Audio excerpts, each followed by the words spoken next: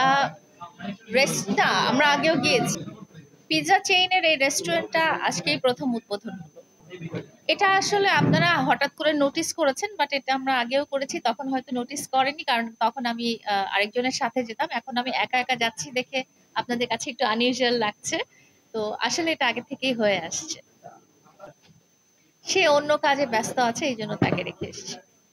আর আমি তো বলেই দিয়েছি সে আর আমার সাথে নাই। সো সে সে তার মতো লাইফ লিড করছে, আমি আমার মতো লাইফ। আজকে এখানে একটা প্রশ্ন এসেছে, লাকি একটা প্রশ্ন। যেমন যিনি ওনার, তিনি বলছিলেন যে লোবাবা তাদের জন্য ব্র্যান্ড প্রমোটার হিসেবে লাকি। তো আমি যদি জানতে চাই যে আপনার আগের জীবন, মানে কিছুদিন আগের জীবন আর এখনকার জীবন, এখনের জীবনটাকে আপনি লাকি বলবেন? আসলে কোন সিচুয়েশনটাকে লাক বলবো বা কোন সিচুয়েশনটাকে ব্যাড লাক বলবো এখনো এই মুহূর্তে বুঝতে পারছি না, বিকজ আমি একটা আনসার্টেনিটি টাইমের মধ্যে আছি এই মোমেন্টে, বিকজ এটা একটা ট্রানজিশন পিরিয়ড। একটা লাইফ থেকে বের হয়ে আরেকটা লাইফে যাওয়া কিন্তু একটা ট্রানজিশন পিরিয়ড। হয়তো আমি অনেক উপরে যাব বা হয়তো আমি একদম নিচে চলে যাব। এখন এটা একেবারেই আল্লাহ তাআলার হাতে। আপনি এই সময়গুলো মানসিকভাবে ঠিক থাকা ভীষণ কঠিন। আপনি, লায়লা, আপনি কিভাবে মানসিক স্ট্যাবিলিটিটা এই সময় ধরে রাখেন?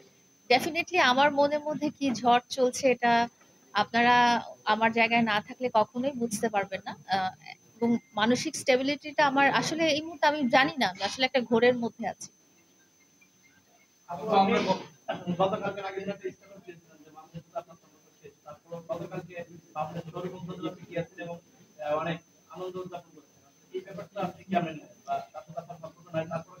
আচ্ছা, ওর সাথে আমার ব্যক্তিগত রিলেশনটা আমি অফিসিয়ালি অ্যানাউন্স করেছি যে ওর সাথে আমার যে পার্সোনাল রিলেশনটা ছিল সেটা আমাদের 2 মাস আগেই শেষ হয়ে গেছে, যেটা ও আগেও ডিক্লেয়ার করে দিয়েছে। তো কালকে যেটা ছিল সেটা ছিল ওর কাজ, এবং যেহেতু এত বছর থেকে ওকে আমি সাপোর্ট করে আসছিলাম যে ওর একটা ব্যবসায়িক প্রতিষ্ঠান হোক, সেটা যখন সাফল্যের মুখ দেখলো ওই দিনটা ও আমাকে ছাড়া সেলিব্রেট করতে চাইলো না, এবং ও আসছিল আমাকে নিয়ে যেতে, যে তুমি আসো এবং তোমাকে আমার পাশে থাকতে হবে। তো একজন মানুষের সাথে আমি এত বছর ছিলাম এবং তার খারাপ টাইমে ছিলাম, তার ভালো টাইমে ছিলাম, তো সে যখন তার একটা সাফল্য মণ্ডিত সময়ে এসে দাঁড়ালো, তো তখন আমি মনে করলাম যে একজন মানুষ হিসেবে তার পাশে থাকা উচিত। এইখানটাই যে সাফল্যের কথা বললেন, আমরা জানি আমার মামুকে আগেও দেখতাম, এখনো দেখেছি, তার পুরো আমূল পরিবর্তন এসেছে। এবং সে এখন যখন কথা বলেন তখন আমরা কোথাও টের পাই যে আপনার সহযোগিতার হাতটা সে কোথাও যেন একটু অস্বীকার করে। তো আপনার কি এই মুহূর্তে সে দাঁড়িয়ে মনে হয় যে আপনি যে সহযোগিতার হাতটা বাড়িয়ে দিয়েছিলেন সেটা আপনার ভুল ছিল?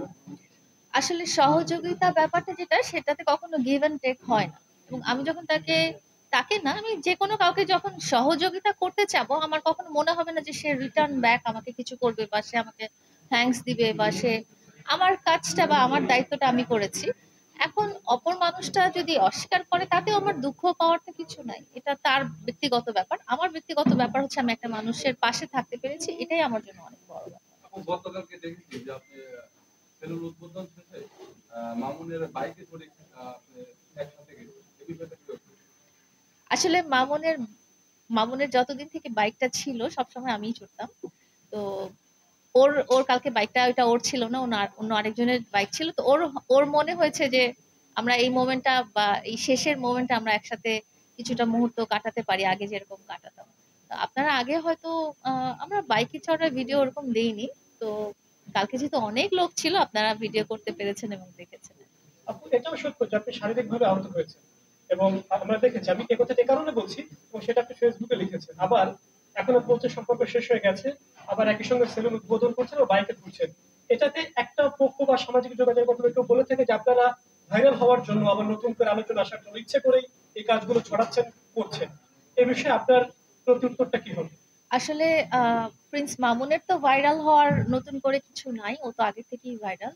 আর আমি যেটা বলবো যে এটা এত একটা স্পর্শকাতর সম্পর্ক, যেটা নিয়ে আসলে মানুষের নাটক করারও কিছু নাই, এটা খুবই ব্যক্তিগত সম্পর্ক। বাট আপনি আমাকে যেভাবে দেখতে চান, আমি গিয়েছি ওর একটা শোরুম ইনগরেশনে, সেটা ডেফিনেটলি একটা কাজ ছিল, একটা মানে সহকর্মী হিসেবেও যেটা করা করা যাইতে পারে আর কি।